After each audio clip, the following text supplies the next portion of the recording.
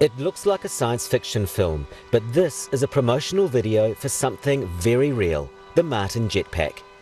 Able to reach heights of almost 250 metres and travel at over 70 kilometres per hour, this is a new age for the Jetpack. And for its creator, it's the result of decades of work, sparked by his favourite childhood TV shows. I discovered the Bell rocket belt, which is the famous one that wasn't lost in space. Great device, but it could only fly for 26 seconds and you needed to weigh 65 kilos or less to fly it, and I'm 100, so that wasn't going to work for me. So began his hobby as a student, developing in a garage, years of mathematical calculations, prototypes and strategy. So I've done a lot of reading on inventors, where they'd been correct and where they'd been wrong, discovered most of them failed on the business side of things. So I got a job in the pharmaceutical industry and sales and marketing. By 1998, I had a prototype that was powerful enough to get a lightweight pilot off the ground.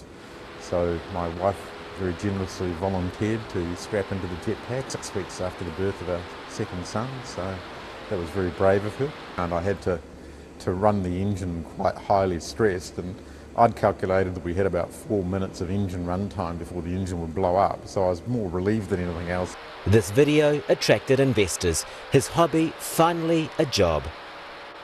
By 2008, the Jetpack was launched to the public at the Oshkosh Air Show in the US. And it was a hit. Crowd control was needed, the video was seen all around the world, Neil Armstrong sent his congratulations, even the Pentagon came knocking. It's the Jetpack's potential use as an emergency vehicle that's getting major interest. We can get into small places very quickly. We are tactical, so we're in whilst a small radius, we can actually be used and taken on the back of a truck and then passed into the areas where there's a need for our capabilities. A microlight license is needed to fly the pack, which can be fueled to stay airborne for 30 minutes. It can also be flown remotely. In 5 to 10 years' time, we wouldn't be surprised if you see the jetpacks flying around on a daily basis. In some countries, even being used instead of transport.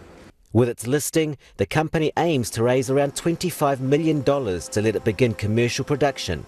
For now, the jetpacks come in at around $200,000, but the company says that in 3 years, it hopes to release a cheaper model for recreation.